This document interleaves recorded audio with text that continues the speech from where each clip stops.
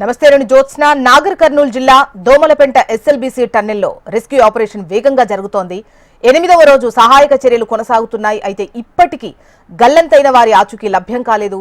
ఆపరేషన్లో భాగంగా అత్యాధునిక పరికరాలతో గాలింపు చేపట్టారు.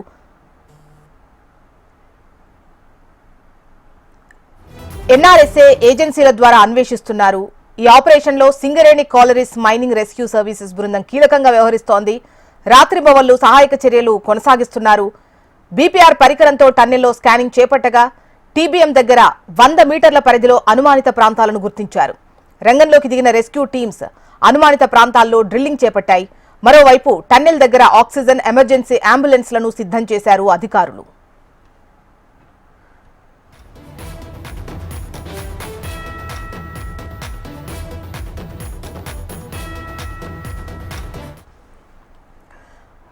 రైట్, ఎస్ఎల్బీసీ టన్నెల్ వద్ద సహాయక చర్యలు ఏ విధంగా కొనసాగుతున్నాయి, ఏంటి అన్న వివరాలు మనకు నరేంద్రాచారి అందిస్తారు. నరేంద్రాచారి. ఎస్ఎల్బీసీ సొరంగం వద్ద 8వ రోజు కూడా సహాయక చర్యలు అయితే కొనసాగుతున్న పరిస్థితి కనిపిస్తుంది. ఈ రోజు అయితే పురోగతి కనిపించే అవకాశాలు కనిపిస్తున్నాయి. ఇప్పటివరకు అయితే గల్లంతైన వారి కోసం పూర్తి స్థాయిలో అత్యాధునిక పరికరాలతో కూడా గాలింపు చేపట్టిన పరిస్థితి కనిపిస్తుంది.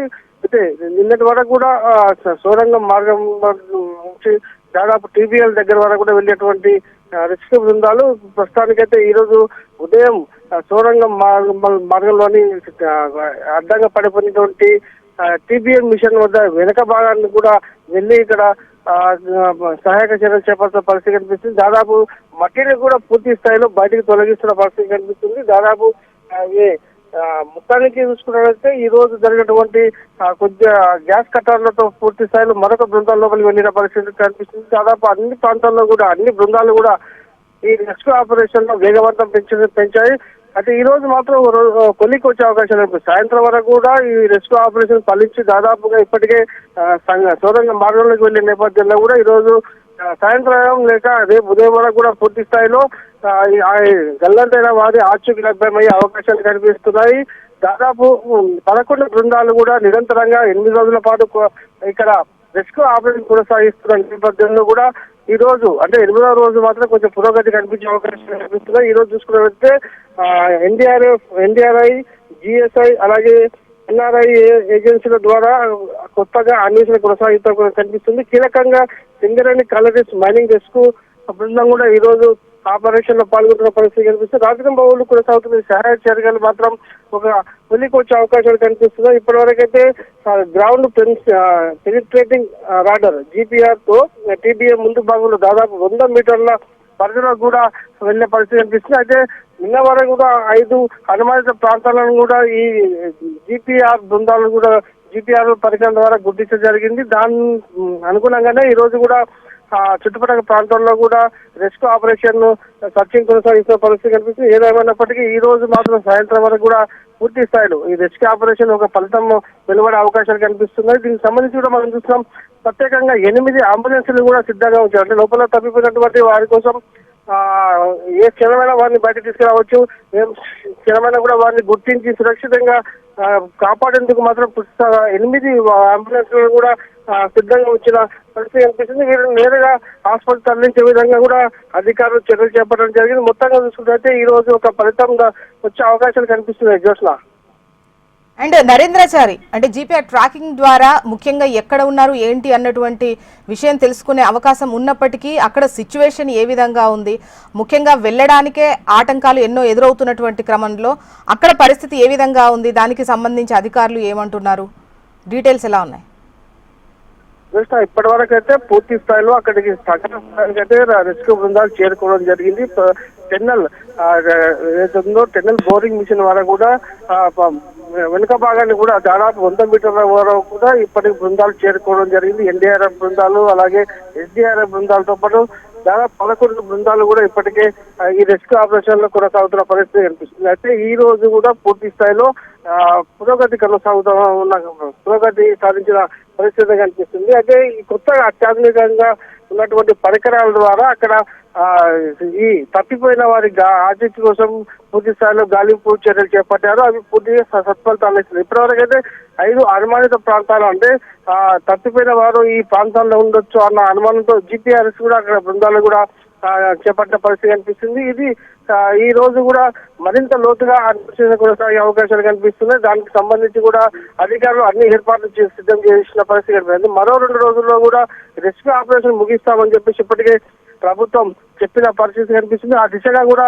పనులు కార్యాచరణ కొనసాగిస్తున్న పరిస్థితి ఇక్కడ ఎస్ఎల్బిసి సొరంగం వద్ద కనిపిస్తుంది. అయితే ఇప్పటికే మట్టి తోడడంతో పాటు ఇది టీబీఎం దగ్గర కూడా పూర్తి స్థాయిలో సహాయ చర్యలు ముమ్మరంగా కొనసాగుతున్నాయి. దీని లోకో ట్రైన్ ద్వారా దాదాపు మట్టిని కూడా నిరంతరంగా తరలిస్తున్న పరిస్థితి కనిపిస్తుంది. ఇక గ్యాస్ కట్టర్లతో అక్కడ పడి ఉన్నటువంటి విడిభాగాలను కూడా లోకో ట్రైన్ ద్వారా బయటకి తరలిస్తున్న పరిస్థితి ముమ్మరం చేయడం జరిగింది. అయితే ఈ లోకో ట్రైన్ 12 కిలోమీటర్ల వరకు వెళ్తుంది. ఆ 12 కిలోమీటర్ల తర్వాత ఈ 13.5 కిలోమీటర్ల వరకు కూడా లోకో ట్రైన్ ట్రాక్ ను కూడా పూర్తి స్థాయిలో క్లియర్ చేస్తున్న పరిస్థితి ఉంది. ఇది కనుక పూర్తి అయితే సహాయ చర్యలు మరింత ముమ్మరమయ్యే అవకాశాలు కనిపిస్తుంది. ఈ రోజు రాత్రికి రేపు ఉదయం వరకు కూడా పూర్తి స్థాయిలో అక్కడ ఉన్నటువంటి పరిస్థితి మనకు తెలిసే అవకాశాలు కనిపిస్తున్నాయి. జోష్నా.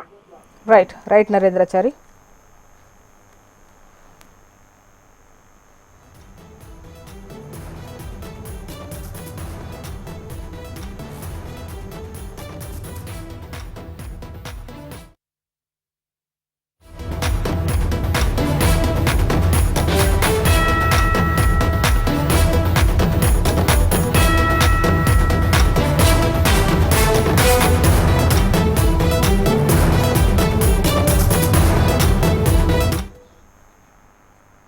ఎస్ఎల్బీసీ టన్నెల్ ను బీజేపీ నేతల బృందం సందర్శించనుంది. టన్నెల్ దగ్గర జరిగిన ప్రమాద స్థలాన్ని కమలనాథులు పరిశీలిస్తారు. రెస్క్యూ ఆపరేషన్ పై ఆరా తీయనున్నారు. ప్రమాదంలో చిక్కుకున్న కార్మికులు, సిబ్బంది వెలికితీత గురించి సహాయక బృందం సభ్యులను వివరాలు అడిగి తెలుసుకుంటారు.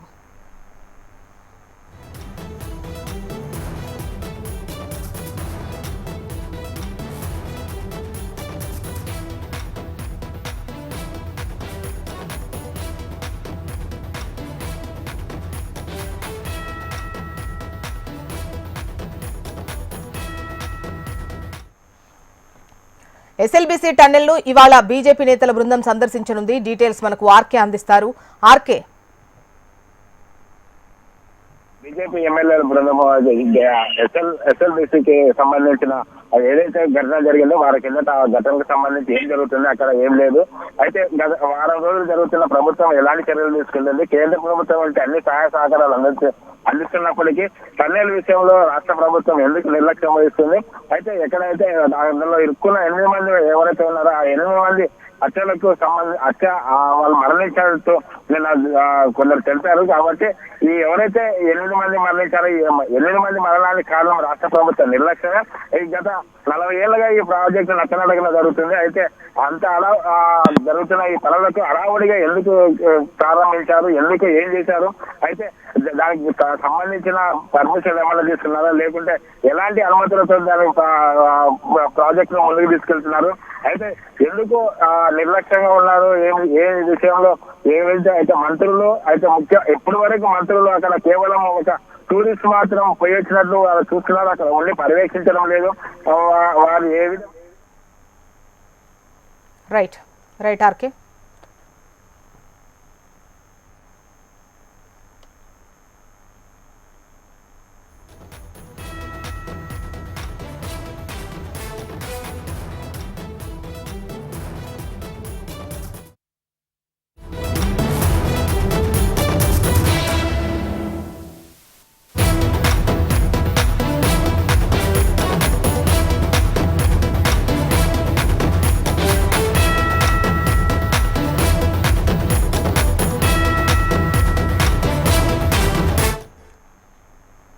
ఏపీలో ఇంటర్మీడియట్ ఎగ్జామ్స్ ప్రారంభమయ్యాయి. ఉదయం 9 గంటల నుంచి మధ్యాహ్నం 12 గంటల వరకు పరీక్షలు జరగనున్నాయి. తొలి రోజు మొదటి సంవత్సరం విద్యార్థులకు ద్వితీయ భాషపై ఎగ్జామ్ ఉంటుంది. రాష్ట్ర వ్యాప్తంగా 1535 ఎగ్జామ్ సెంటర్స్ ఏర్పాటు చేశారు. 10.58 లక్షల మంది విద్యార్థులు పరీక్షలు రాయనున్నారు. అన్ని పరీక్షా కేంద్రాల్లో సీసీ కెమెరాలు ఏర్పాటు చేసిన అధికారులు పరీక్షా కేంద్రాలను నో మొబైల్ జోన్గా ప్రకటించారు.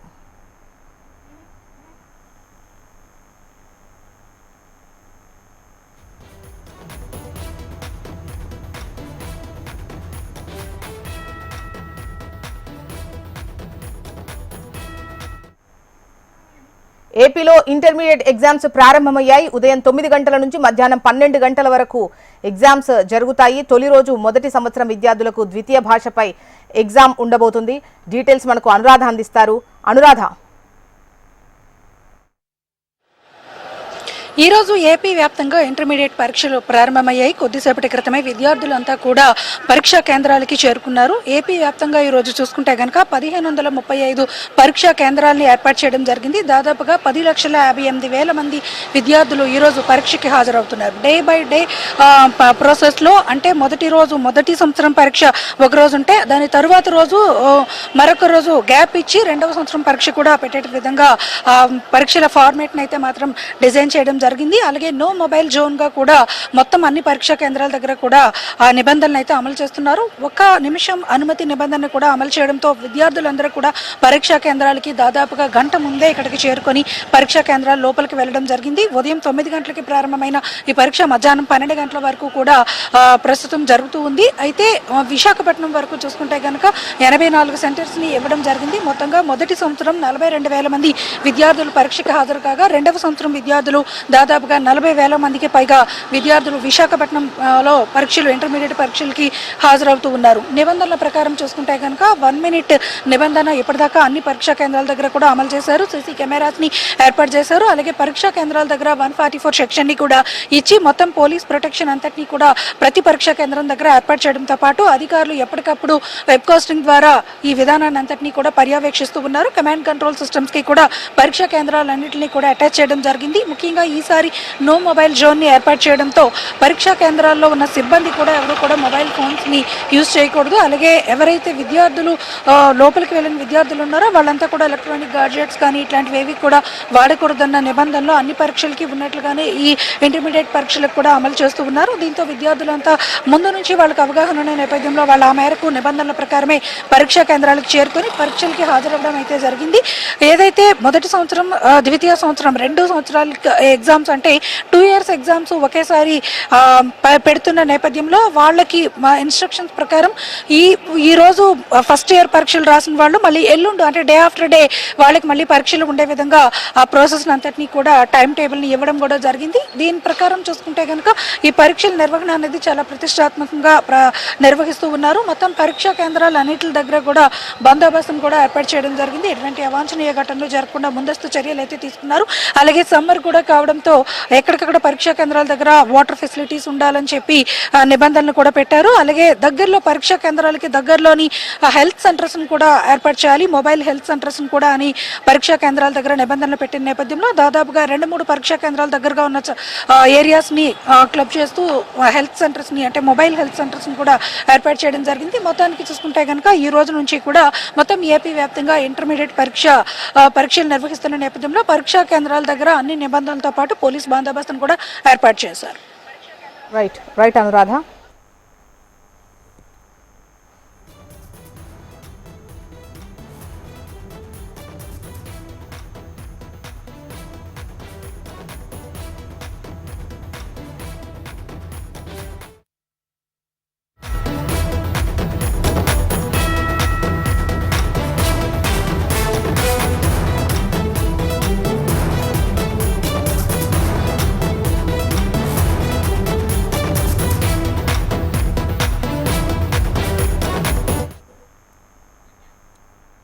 చిత్తూరు జిల్లా జీడి నెల్లూరులో సీఎం చంద్రబాబు పర్యటించనున్నారు. ఒక్కరోజు పర్యటనలో భాగంగా జీడి నెల్లూరులో ఎన్టీఆర్ భరోసా పెన్షన్ పంపిణీ చేయనున్నారు. లబ్ధిదారులకు నేరుగా ఇంటి వద్దనే ముఖ్యమంత్రి చంద్రబాబు చేతుల మీదుగా పెన్షన్స్ ను పంపిణీ చేయనున్నారు.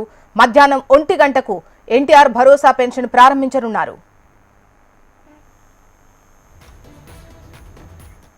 జీడి నెల్లూరు మండలం రామానాయుడుపల్లె గ్రామం వద్ద ఏర్పాటు చేసిన హెలిప్యాడ్ చేరుకొని ప్రజా ప్రతినిధుల సమావేశంలో చంద్రబాబు పాల్గొంటారు. అనంతరం 10 సూత్రాల అంశంపై వివిధ ప్రభుత్వ శాఖలు ఏర్పాటు చేసే స్టాల్స్ ను సీఎం పరిశీలిస్తారు. ఆ తర్వాత గ్రామస్తులతో ప్రజావేదిక కార్యక్రమం నిర్వహిస్తారు.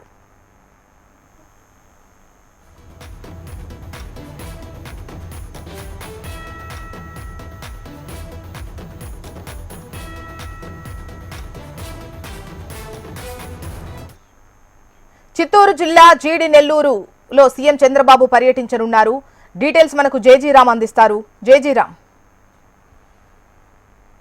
ఇవాళ ఏపీ సీఎం చంద్రబాబు నాయుడు చిత్తూరు జిల్లా జీడీ నెల్లూరులో కూడా పర్యటించున్నారు. దీనికి సంబంధించి ఇక్కడ ఉన్నటువంటి అధికారులు అందరూ కూడా ఇప్పటికే పూర్తి ఏర్పాట్లను చేశారు.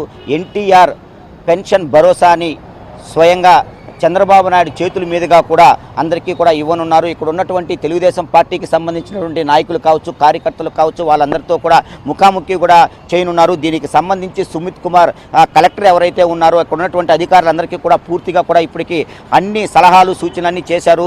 చంద్రబాబు వస్తున్నటువంటి టయాన్ని దృష్టిలో పెట్టుకొని 11:30 గంటల నుంచి 11:55 గంటలకి ఈ యొక్క జీడీ నెల్లూరుకు చేరుకుంటారు. అక్కడ ఉన్నటువంటి నాయుడు గారి పల్లికి చేరుకొని అక్కడ ఉన్నటువంటి ఈ యొక్క పెన్షన్దారులు ఎవరైతే ఉన్నారో వాళ్ళ సంస్థలతో కూడా చంద్రబాబు నాయుడు వాళ్ళందరికీ కూడా అందించేటువంటి ఏర్పాటు చేస్తున్నారు. అంటే చిత్తూరు జిల్లా అభివృద్ధి ధ్యేయంగా కూడా గతంలో కూడా కుప్పం పర్యటనలో నేపథ్యంలో కూడా చంద్రబాబు నాయుడు చెప్పడం జరిగింది. కుప్పాన్ని ఒక ఆదర్శ కుప్పంగా కూడా తీసుకెళ్తామని చెప్పారు. అందులో భాగంగా చిత్తూరు జీడీ నెల్లూరులో కూడా ఇవాళ ఈ యొక్క పెన్షన్లు పంపిణీ అంటే ఎన్టీఆర్ భరోసాకు సంబంధించినటువంటి పెన్షన్ల పంపిణీ స్వతహాగా స్వహస్తాలతో కూడా నారా చంద్రబాబు నాయుడు అక్కడ ఉన్నటువంటి పెన్షన్దారుల అర్హులు ఎవరైతే ఉన్నారో వాళ్ళందరికీ ఇచ్చేటువంటి సిచ్యువేషన్ ఉంది. ఈ నేపథ్యంలో మనం చూసుకున్నట్టయితే ఇక్కడ ఉన్నటువంటి చిత్తూరు జిల్లాకు సంబంధించినటువంటి అధికారులు కావచ్చు, అనధికారులు కావచ్చు, ఈ యొక్క హెలీప్యాడ్ ఎక్కడైతే ఏర్పాటు చేశారో మండల కేంద్రంలో కూడా అక్కడ అందరూ కూడా స్వాగత పుష్పగుచ్చాలు ఇచ్చి చంద్రబాబుకి భారీగా ఘన స్వాగతం పలికేటువంటి సిచ్యువేషన్ ఉంది. అటు తర్వాత అక్కడే ఏర్పాటు చేసినటువంటి ఈ యొక్క పెన్షన్ విధానాన్ని ఏదైతే ఉందో అక్కడ అర్హులు ఎవరైతే ఉన్నారో వాళ్ళందరికీ కూడా ఈ యొక్క పెన్షన్లు అయితే మంజూరు చేసేటువంటి సిచ్యువేషన్ కనపడుతుంది. మరో కోణంలో మనం చూసుకున్నట్టయితే అటు తర్వాత గంట తర్వాత అదే గ్రామంలో ఉన్నటువంటి ఈ యొక్క తెలుగుదేశం పార్టీకి సంబంధించినటువంటి నాయకులు కావచ్చు, కార్యకర్తలు కావచ్చు, అదే ఊరిలో ఉన్నటువంటి పెద్దలు పిల్లలు ప్రతి ఒక్కరితో కూడా ముఖాముఖి ఏర్పాటు చేసేటువంటి సిచ్యువేషన్ ఉంది. వారికి కావాల్సినటువంటి సమస్యలు నేరుగా కూడా తెలుసుకొని అక్కడే ఉన్నటువంటి అధికారులకంతా ఆ యొక్క సమస్యల గురించి పూర్తిగా కూడా విన్నవించి అక్కడ ఉన్నటువంటి అధికారుల సమక్షంలోనే పూర్తిగా యొక్క సమస్యలు ఏవైతే ఉన్నాయో వాటన్నిటి కూడా సాల్వ్ చేసేటువంటి సిచ్యువేషన్ అయితే కూడా ఉంది. టోటల్గా ఇవాళ మనం చూసుకున్నట్టయితే ఉదయం 11 గంటల నుంచి కూడా మధ్యాహ్నం 3:30-5 వరకు పూర్తి స్థాయిలో కూడా జీడీ నెల్లూరులోనే ముఖ్యమంత్రి చంద్రబాబు నాయుడు గడపనున్నారు. ఈ నేపథ్యంలో కూడా అక్కడ ఉన్నటువంటి అధికారులు కావచ్చు, అనధికారులు కావచ్చు, ప్రతి ఒక్కరికి అక్కడ ఏర్పాటు చేసినటువంటి స్టాల్స్ ఏవైతే ఉన్నాయో 10 స్టాల్స్ను కూడా పూర్తి స్థాయిలో చంద్రబాబు సమీక్షించేటువంటి పరిస్థితి కనపడుతుంది. అక్కడ ఉన్నటువంటి అధికారులకు దిశానిర్దేశం చేసేటువంటి సిచ్యువేషను ప్రత్యేకించి ఈ యొక్క జీడీ నెల్లూరుకు సంబంధించినటువంటి తెలుగుదేశం పార్టీ నాయకులు, కార్యకర్తలు ఎవరైతే ఉన్నారో వాళ్ళందరితో కూడా ముఖాముఖి కార్యక్రమాన్ని ఏర్పాటు చేయనున్నారు.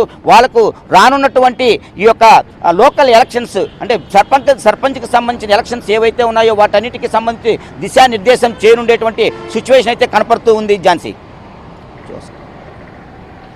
రైట్.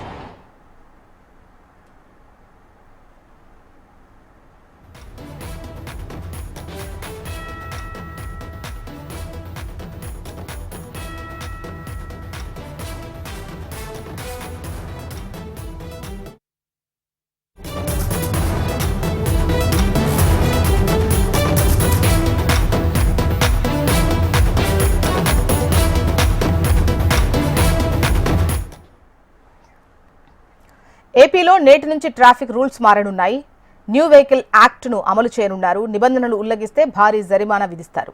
ఏపీ వ్యాప్తంగా నేటి నుంచి రూల్స్ మారనున్నాయి. నిబంధనలు అతిక్రమిస్తే జేబుకు చిల్లు పడే ఛాన్స్ ఉంది. నేటి నుంచి ఏపీలో కొత్త మోటార్ వెహికల్ చట్టం అమలు చేయడానికి అధికారులు సిద్ధమయ్యారు. నూతన మోటార్ వాహన చట్టం ప్రకారం హెల్మెట్ ధరించడం తప్పనిసరి. హెల్మెట్ ధరించకపోయినా, ట్రాఫిక్ రూల్స్ పాటించకపోయినా భారీ జరిమానా విధిస్తారు. హెల్మెట్ లేకుండా ద్విచక్ర వాహనం నడుపుతూ పట్టుబడితే 1000 రూపాయల జరిమానా.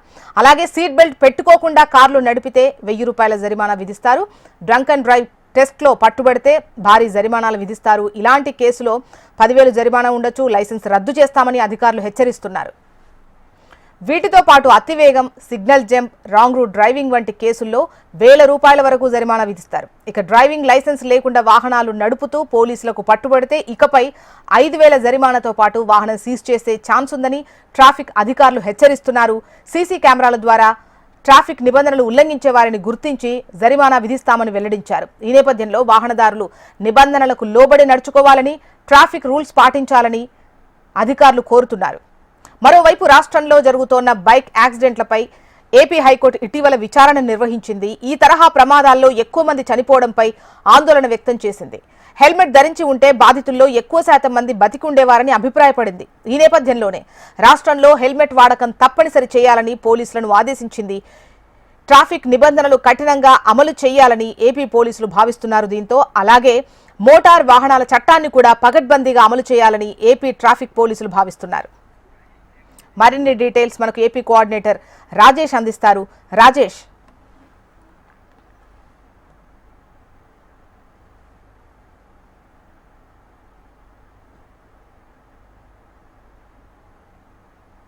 వాహనదారులు ఎక్కడా కూడా నిర్లక్ష్యం వహించకూడదని గడిచిన నెల రోజుల నుంచి కూడా ప్రతి ఒక్కరికి కూడా హెచ్చరికలు జారీ చేస్తూనే ఉన్నారు. అయితే ఇటీవల కాలంలో హైకోర్టు ఇచ్చిన ఆదేశాల మేరకు పూర్తిగా రాష్ట్రంలో జరిగే ప్రతి ప్రమాదం కూడా హెల్మెట్ లేకపోవడం వల్లే ఎక్కువగా ఈ ప్రమాదాల్లో మృతి చెందారు.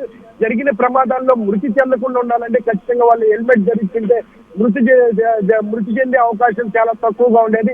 దీనికి కారణం కూడా నిబంధనలు పాటించకపోవడం అనే అంశం మీద పటిష్టంగా చెప్పారు. అయితే ఈ అంశాలను చూసుకుంటే రాష్ట్రంలో చూసుకుంటే ప్రతి సెంటర్ లో కూడా హెల్మెట్లు ధరించాలనేసి గడిచిన 2 నెలల నుంచి కూడా అవగాహన ప్రతి ఒక్క వాహనదారులకు అవగాహన చేస్తున్నారు పోలీసులు. దీంతో పాటుగా చూసుకుంటే ఈ రోజు నుంచి ఏదైతే మార్చి 1వ తారీఖు నుంచి పటిష్టంగా నియమ నిబంధనలు ఉంటే హెల్మెట్ ధరించకుండా వాహనం నడిపితే ఖచ్చితంగా 1000 రూపాయలు జరిమానా. వాహనం నడపడమే కాదు, ఆ ద్విచక్ర వాహనం మీద వెనక కూర్చున్న వ్యక్తులు ఎంతమంది అయితే ఉన్నారో ఆ వ్యక్తులకు కూడా ఒక్కొక్కరికి 1000 రూపాయల చొప్పున పెనాల్టీ విధిస్తాం. దీంతో పాటు బండికి ఇన్సూరెన్స్ లేకుండా నడిపితే మొదటిసారి పట్టుబడితే 2000 రూపాయలు, అదే రెండోసారి పట్టుబడితే 4000 జరిమానా విధిస్తానని పోలీసులు హెచ్చరించారు.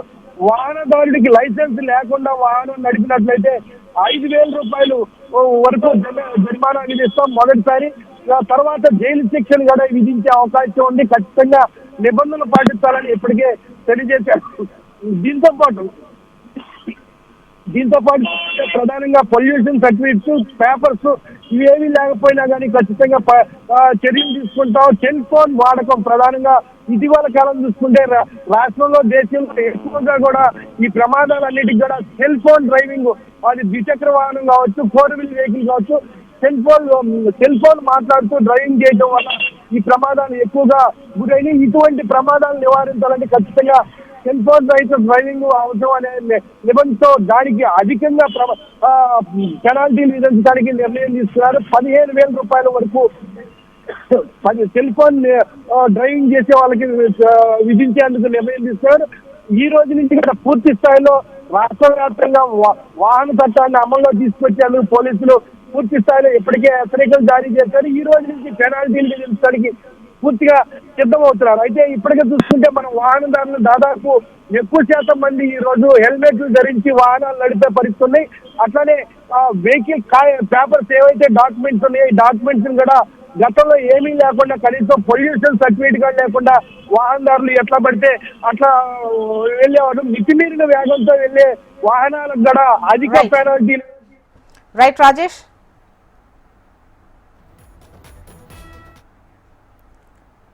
ఇవి బులెటిన్ డీటెయిల్స్. అప్డేట్స్ కోసం చూస్తూనే ఉండండి హెచ్ఎం టీవీ. వార్త ఆగదు, నిజం దాగదు.